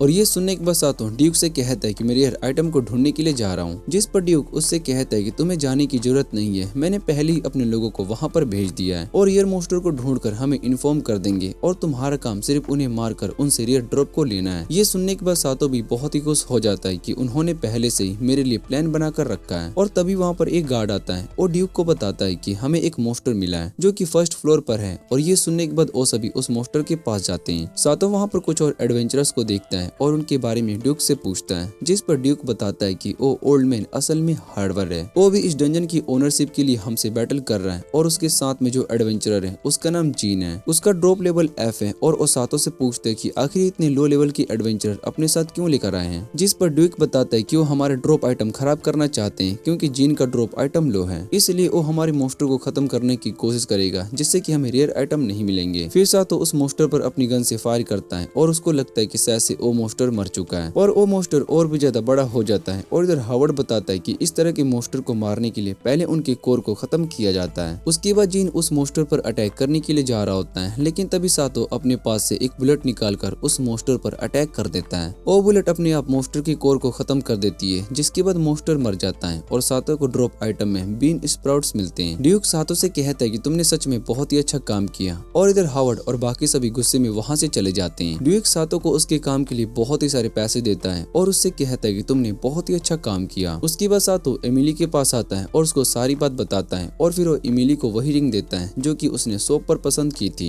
एमिली उस रिंग को लेने से मना कर रही होती है और कहती है कि ये बहुत ही एक्सपेंसिव है, जिस पर सातो उससे कहता है कि मैंने ये रिंग तुम्हारे लिए बाय की है। उसके बाद वो एमिली को रिंग पहना देता है और एमिली सातो को उस गिफ्ट के लिए थैंक यू कहती है। और उसके बाद वो दोनों अपना स्टेटस चेक करते हैं, जहाँ पर एमिली देखती कि उसका लेवल बढ़ चुका है और उसके ड्रॉप आइटम में +1 ऐड हो चुका है। और एमिली इस बारे में सातो से पूछती है। सातो बताता है कि मैंने इस रिंग को पहले स्ट्रे में ही बदल दिया था और उसको मना करने के बाद मुझे वापस से ये रिंग मिल गया जिस पर +1 लिखा था। और उसके बाद वो दोनों किंगडम में उस रिंग को टेस्ट करने के लिए आ जाते हैं, जहाँ पर उन्हें एक मोस्टर दिखाई देता है और एमिली उस मोस्टर को आसानी से मार देती है, जिसके बाद उसको ड्रॉप आइटम में मीट मिलता है। उसको देखकर वो बहुत ही ज्यादा खुश हो जाती है और कहती है कि मुझे पहली बार इतना रेयर आइटम मिला है। उसके बाद वो दोनों आगे जाते हैं, जहाँ पर हावर्ड की टीम एक मोस्टर से फाइट कर रही होती है और वो मोस्टर बहुत ही स्ट्रॉन्ग होता है। जैसे ही एमिली उससे फाइट करने के लिए जाती है तो उस मोस्टर के अटैक से एमिली की पावर लो हो जाती है। सातो को वहाँ पर देखने के बाद हावर्ड उससे कहता है कि तुम इस मोस्टर को खत्म कर दो। और सातो सोचता है कि अगर मैंने ऐसा किया तो ड्रॉप आइटम में रेयर चीजें बाहर आ जाएंगी, जिसके बाद दोनों ग्रुप के बीच का लेवल सेम हो जाएगा। इसलिए सातो उस मोस्टर को मारने से मना कर देता है। इधर दूसरा एडवेंचरर उस मोस्टर से फाइट किए जा रहा होता है, लेकिन तभी एमिली अपनी रिंग सातो को दे देती है और उसके बाद उस मोस्टर से फाइट करती है। सातो अपनी गन से उस मोस्टर को फ्रीज कर देता है और एमिली उसको आसानी से हरा देती है और ड्रॉप आइटम में उन्हें कुछ भी नहीं मिलता। हावर्ड के लोग ये देखकर बहुत ही निराश हो जाते हैं और वहाँ से चले जाते हैं। इधर एमिली सातो से कहती है कि बिना उस रिंग के मेरा ड्रॉप लेवल काम का नहीं है, इसलिए हमें कोई भी ड्रॉप आइटम नहीं मिला। और सातो एमिली से कहता है कि तुम बहुत ही स्मार्ट हो। और उसके बाद सातो ड्यूक के पास आता है। ड्यूक सातो से कहता है कि तुम बहुत ही अच्छे काम कर रहे हो, लेकिन हमारे लिए ये प्रॉब्लम है कि कल हावर्ड और भी एडवेंचर यहाँ पर आ जाएगा, उसके बाद हमारा जितना और भी मुश्किल हो जाएगा और वो डंजन को बहुत ही सारे आइटम से भर देंगे। फिर सातो ड्यूक से कहता है कि अगर मैं फ्लोर 3, 5, 7 और 9 के मोस्टर को हरा कर रेयर आइटम को कलेक्ट कर लूं तो शायद से हम जीत सकते हैं। ड्यूक को भी ये आइडिया बहुत ही अच्छा लगता है और सातो उससे कहता है कि तुम मेरे मोस्टर को ढूंढने का प्राइस 10 मिलियन कर दो, जिस पर ड्यूक कहता है कि अगर हमें उस मोस्टर के रेयर आइटम नहीं मिला तो हमें बहुत ही लॉस हो जाएगा। फिर सातो उससे कहता है कि अगर ऐसा हुआ हुआ तो मैं तुम्हें उस सारे लॉस के पैसे दूंगा। और ड्यूक उसकी बात को मान लेता है। उसके बाद सातो सभी स्ट्रेक पर जाकर मोस्टर को हरा देता है और ये देखकर ड्यूक भी बहुत ही हैरान हो जाता है। सातो को लेवल 9 पर मशरूम मिलते हैं और ड्यूक सातो से कहता है कि अब हमें इस बैटल को जीत सकते हैं और उन सभी आइटम को रिपोर्ट देने के लिए वहाँ से चला जाता है। सातो भी डंजन में और आइटम को ढूंढने के लिए चला जाता है और तभी उसके सामने जीन और उसके लोग आ जाते हैं और सभी सातो से कहते हैं कि तुम्हारी वजह से कोई भी रेयर आइटम नहीं मिल रहे हैं और अब तुम्हें सबक सिखाने का टाइम आ चुका है। उनमें से एक अपने मैजिक का यूज करके सातो को पकड़ लेता है और उससे कहता है कि अब तुम अपने मैजिक का यूज नहीं कर पाओगे। उसके बाद सभी सातो पर अटैक करने के लिए आ रहे होते हैं लेकिन सातो उन्हें अपने हाथों से ही हरा देता है। फिर सातो अपनी गन को निकालता है जिसे देखने के बाद जीन उससे कहता है कि तुम्हारी गन काम नहीं करने वाली है। तभी सातो उस पर फायर कर देता है और बुलेट जीन के साइड से निकल जाती है जो देखकर वो बहुत ही हैरान हो जाता है और सातो से पूछते है कि तुम भला इस गन का यूज कैसे कर पा रहे हो। फिर सातो उसको बताता है कि ये गन बिना मैजिक के चलती है और उसके बाद सातो उन सभी को हील कर देता है और जीन से कहता है कि मुझे पता है कि तुम्हें इस समय कैसा फील हो रहा है। उसके बाद सातो एमिली और कैस्टिलिया के पास आता है और वो बहुत ही ज्यादा खुश होता है। उसके बाद एमिली सातो के लिए बहुत ही अच्छा खाना बनाती है और उसको खाने के बाद सातो उन्हें बताता है कि अभी तक हमें पता नहीं चला कि आखिर डंजन किस टाउन को मिलने वाला है। उसके बाद एमिली उसके लिए केक लेकर आती है और कैस्टिलिया उससे पूछती है कि तुमने वाला केक कैसे बनाया, जिस पर वो बताती है कि मैंने कैंप फायर का यूज करके केक को बनाया है। उसके बाद एमिली उन दोनों से कहती है कि मेरे पास आइसक्रीम नहीं है। उसके बाद एमिली उन दोनों से कहती है कि मेरे पास आइसक्रीम भी है और ये सुनने के बाद वो दोनों बहुत ही हैरान हो जाते हैं। अगली सुबह सातो देखते हैं कि कैस्टिलिया अपने फायर मैजिक का यूज करके ट्रेस को जला रही होती है और तभी वो बेहोश होकर नीचे गिर जाती है पर सही टाइम पर सातो उसको पकड़ लेता है और उसको हील कर देता है। जैसे ही उसको होश आता है तो वो सातो को अपने इतना क्लोज देखकर बहुत ही एम्बैरेस हो जाती है। सातो कैस्टिलिया से कहती है कि तुम्हें अपने ऊपर इतना जोर नहीं देना चाहिए और वैसे भी तुम कुछ स्ट्रेस के लिए अपने स्ट्रॉन्ग मैजिक का यूज कर रही हो। वो सातो को बताती है कि मुझे बस फायर मैजिक का लेवल 3 यूज करना आता है और बाकी फायर मैजिक के बारे में मुझे कुछ भी नहीं पता। तभी वहाँ पर लोग और भी ट्रेस लेकर आ जाते हैं और कैस्टिलिया उसको जलाने वाली होती है पर सातो अपनी गन का यूज करके उसको जला देता है। वो कैस्टिलिया से कहता है कि तुम्हें परेशान होने की जरूरत नहीं है, मैं तुम्हारी मदद करूंगा और ये सुनने के बाद कैस्टिलिया खुश हो जाती है। अगले दिन सातो देखता है कि वहाँ पर बहुत ही सारा ट्रेस आ चुका है और वो कैस्टिलिया से पूछता है कि आखिर ये ट्रेस खत्म क्यों नहीं हो रहा है, जिस पर वो उसको बताती है कि डंजन मोस्टर आ चुका है और वो सातो को डंजन मोस्टर के बारे में पूछता है। फिर एमिली उसको बताती है कि डंजन मोस्टर असल में डंजन का बॉस होता है और वो बहुत ही स्ट्रॉन्ग होता है, इसलिए किसी को भी डंजन में जाने के लिए नहीं दिया जा रहा होता है। और इधर कैस्टिलिया बताती है कि उस डंजन बॉस के कारण ही सारे लोग स्ट्रेस में हैं, इसलिए वो ज्यादा स्ट्रेस फैला रहे हैं और कैस्टिलिया उस स्ट्रेस को जला रही होती है पर सातो उसको ऐसा करने से मना कर देता है। वो कैस्टिलिया से कहते हैं कि अभी तुम्हें रेस्ट करने की जरूरत है और एमिली कैस्टिलिया को वहाँ से जाने लगती है। अगले दिन सातो देखते हैं कि वहाँ पर और भी ज्यादा कचरा हो गया है और वो कहता है कि आखिर ये कितने दिन तक चलेगा, जिस पर एमिली बताती है कि बस थोड़े दिन और उसके बाद सभी मोस्टर खत्म हो जाएंगे और वैसे भी शहर की एक स्ट्रॉन्ग टीम को यहाँ दोस्त खत्म करने के लिए बुलाया गया है। सातो इस बात से बहुत ही खुश हो जाता है और कहता है कि मैं उन लोगों को देख कर आता हूँ और वो जाते हुए कैस्टिलिया से कहता है कि तुम्हें रेस्ट करना चाहिए। फिर कैस्टिलिया एमिली से कहती है कि आखिर सातो इतना काइंड क्यों है और एमिली बताती है कि सातो असल में ऐसा ही है और वो मुश्किल में पड़े लोगों को नहीं देख सकता। इधर कैस्टिलिया याद करती है कि सातो ने उससे कहा था कि अगर उसका काम पूरा हो जाता है तो वापिस से शहर अपने घर चला जाएगा। इधर सातो ड्यूक के पास आता है जहाँ पर उसको नेपच्यून ग्रुप दिखाई देती है और वो उनसे पूछते है कि तुम यहाँ पर क्या कर रहे हो। ड्यूक बताता है कि इन्हें यहाँ पर उस डंजन मोस्टर को मारने के लिए बुलाया गया है पर दूसरे ग्रुप के लोगों ने अभी तक किसी पार्टी को हायर नहीं किया। सातो इसका रीजन पूछता है और नेपच्यून के साइड में बैठे लड़की बताती है कि डंजन मोस्टर जितनी देर तक उस डंजन में रहेगा तो वो उस डंजन को पूरी तरीके से चेंज कर देगा और ड्यूक कहता है कि इस तरह से हमारी सारी मेहनत वेस्ट हो जाएगी। सातो ड्यूक से कहता है कि मैं उस डंजन में जाकर उस मोस्टर को खत्म कर दूंगा पर ड्यूक उससे कहता है कि मैं तुम्हें वहां जाने नहीं दे सकता हूँ क्योंकि वो मोस्टर बहुत ही स्ट्रॉन्ग है। और उसके बाद दूसरी लड़की उसको बताती है कि बिना तुम किसी पार्टी के डंजन मोस्टर से फाइट करने के लिए नहीं जा सकते हो, यहाँ तक कि तुम्हारी पार्टी के अंदर ए रैंक का मेंबर भी होना चाहिए। और ये सुनने के बाद सातो नेपच्यून को अपने साथ चलने के लिए कहता है पर नेपच्यून उसको मना कर देता है और कहते है कि मैं यहाँ पर कॉन्ट्रैक्ट पर आया हूँ इसलिए मैं तुम्हारे साथ नहीं जा सकता हूँ। फिर सातो कहता है कि मैं किसी और एडवेंचरर को ढूंढकर डंजन में लेकर जाऊंगा और नेपच्यून बताता है कि कोई भी तुम्हारे साथ नहीं जाने वाला है क्योंकि वो सभी अपनी जान खतरे में नहीं डालेंगे। और सातो टाउन में सभी एडवेंचरर्स के पास जाता है और वो सभी उसके साथ जाने से मना कर देते हैं। तभी वहाँ पर एमिली आती है और वो सातो से कहती है कि मैं तुम्हारे साथ उस डंजन मोस्टर को हराने जाऊंगी। सातो बहुत ही खुश हो जाता है और एमिली से कहता है कि तुम हमेशा मेरा साथ देती हो। और फिर वहाँ पर कैस्टिलिया भी आती है और सातो से कहती है कि मैं तुम्हारे साथ जाने वाली हूँ और सातो उससे कहता है कि अगर तुम मेरे साथ जाओगी तो तुम्हारा काम कैसे होगा। फिर कैस्टिलिया उसको बताती है कि मैंने पहले से इसके बारे में सोच लिया है। और उसके बाद वहाँ पर जीन आता है। कैस्टिलिया बताती है कि जेन यहाँ पर सारे काम करने लगा है और उसके साथ बहुत ही सारे लोग होते हैं जो कि ट्रेस जलाने का काम करने लगते हैं। उसके बाद सातो उससे कहता है कि हमें ए रैंक एडवेंचरर की जरूरत है और फिर कैस्टिलिया उसको अपना स्टेटस दिखाती है। उसका रैंक ए होता है और ये देखकर सातो भी बहुत ही हैरान हो जाता है और कैस्टिलिया सातो से कहती है कि तुम वापिस से अपने घर चले जाओगे, इसलिए मैं तुम्हारी मदद करना चाहती हूँ। और उसके बाद वो तीनों डंजन में आ जाते हैं जहाँ पर उन्हें एक भी मोस्टर दिखाई नहीं दे रहा होता है। एमिली बताती है कि सभी मोस्टर डंजन बॉस के डर से छुप गए और तभी सातो को कुछ फील होता है। वो उन दोनों को वहाँ से लेकर दूर चला जाता है क्योंकि उसके पीछे की दीवार गिर चुकी होती है और वहाँ पर डंजन बॉस आ जाता है। एमिली उस पर अटैक करती है लेकिन वो मोस्टर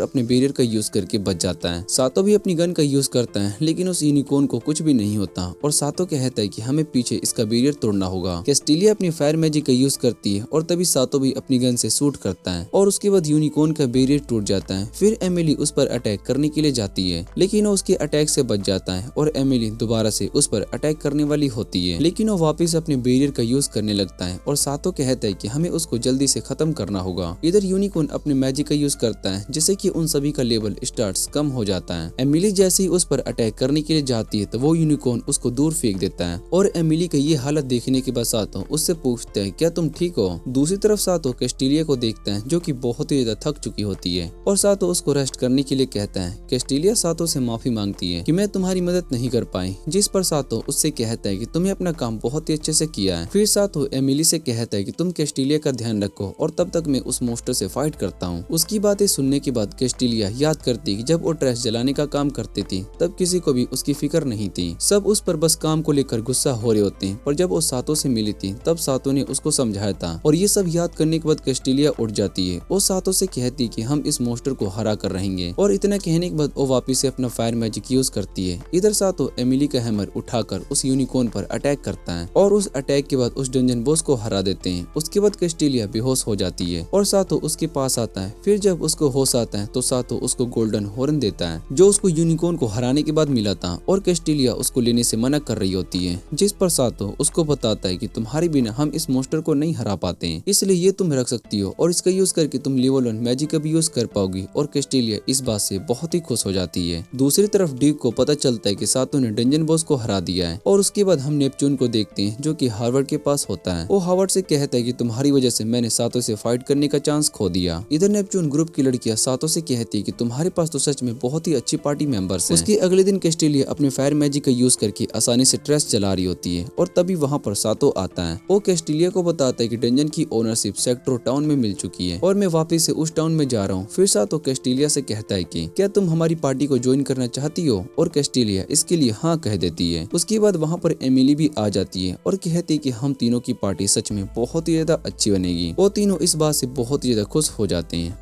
इधर एवे बहुत ही ज्यादा बोर हो रही होती है और वो कहती है कि आखिर सातो वापस कब तक आएगा और उसको वहाँ पर रखे कैरेट्स भी अच्छे नहीं लग रहे होते हैं। एवे कहती है कि मुझे सातो के लाए हुए कैरेट्स बहुत ही अच्छे लगते हैं और दूसरी तरफ सातो वापस से टाउन में आता है। सभी लोग कैस्टिलिया को देखकर बहुत ही हैरान हो रहे होते हैं क्योंकि वो दिखने में बहुत ही सुंदर होती है और तभी वहाँ पर एर्जा आ जाती है। वो सातो के साथ कैस्टिलिया को देखकर थोड़ी सी हैरान होती है और सातो से उस लड़की के बारे में पूछती है, जिस पर सातो बताता है कि इसका नाम कैस्टिलिया है और ये हमारी पार्टी की न्यू मेंबर है। और ये जानने के बाद एर्जा सातो से कहती है कि तुमने अपनी खुद की पार्टी बना ली, इस बात से मैं बहुत ही खुश हूँ। और वो सातो से कहती है कि तुम्हें हार्वेस्ट फेस्टिवल में मेरी मदद करनी होगी और इतना कहने के बाद वो वहाँ से चली जाती है। लेकिन सातो को इस फेस्टिवल के बारे में कुछ भी नहीं पता होता और कैस्टिलिया उससे कहती है कि मैं और एमिली दोनों जाकर इस फेस्टिवल के बारे में पता करते हैं। उसके बाद वो दोनों सातो के पास आते हैं और कैस्टिलिया बताती है कि इस हार्वेस्ट फेस्टिवल में लोग गुड्स को कलेक्ट करके उन्हें स्ट्रे में बदल देते हैं, बाद में उन स्ट्रे को मारने लगते हैं और जिनका आइटम और मोस्टर सबसे ज्यादा रेयर होता है वो इस फेस्टिवल को जीत जाता है। फिर कैस्टिलिया सातो से पूछती कि हम आखिर यहाँ पर डंजन के बाहर बैठकर बात क्यों कर रहे हैं और उस बॉक्स में क्या रखा है। सातो उसको बताता है कि मैं इस डंजन में अपनी स्पीड को बढ़ाने के लिए गया था और मैंने अपनी स्पीड को मैक्स कर ली है। उसके बाद मैं अगले फ्लोर पर चला गया और वहाँ मोस्टर को खत्म कर दिया। फिर उस बॉक्स में स्ट्रे बाहर आ जाते हैं जो देखकर कैस्टिलिया बहुत ही डर जाती है और एमिली उससे कहती है कि तुम्हें डरने की जरूरत नहीं है। उसके बाद सातो उन सभी स्ट्रे को मार देता है। फिर सातो को को एक न्यू टाइप की बुलेट मिलती है और कैस्टिलिया ये देखने के बाद कहती है कि स्ट्रे तो कोई भी ड्रॉप नहीं देते, जिस पर सातो बताता है कि मेरा ड्रॉप लेवल ऐसे है, इसलिए मुझे स्ट्रे को मारने के बाद भी ड्रॉप्स मिलते हैं और ये बात मैंने सभी से सीक्रेट रखी थी, इसलिए तुम भी किसी को मत बताना। और कैस्टिलिया उसकी बात को मान लेती है और तभी टाउन में एक ब्लास्ट होता है और उस आवाज को सुनने के बाद सातो और टाउन वाले भी आ जाते हैं, जहाँ पर सातो एक आदमी से पूछते है कि यहाँ पर क्या हो रहा है और वो सातो को बताता है कि टाउन में एक पावरफुल स्ट्रे आ चुका है। उसके बाद वो सभी उस स्ट्रे के पास आ जाते हैं और कैस्टिलिया अपने फायर मैजिक का उस पर अटैक करती है और एमिली उस पर अपने हैमर से अटैक करती है और उस मोस्टर को कुछ भी नहीं होता।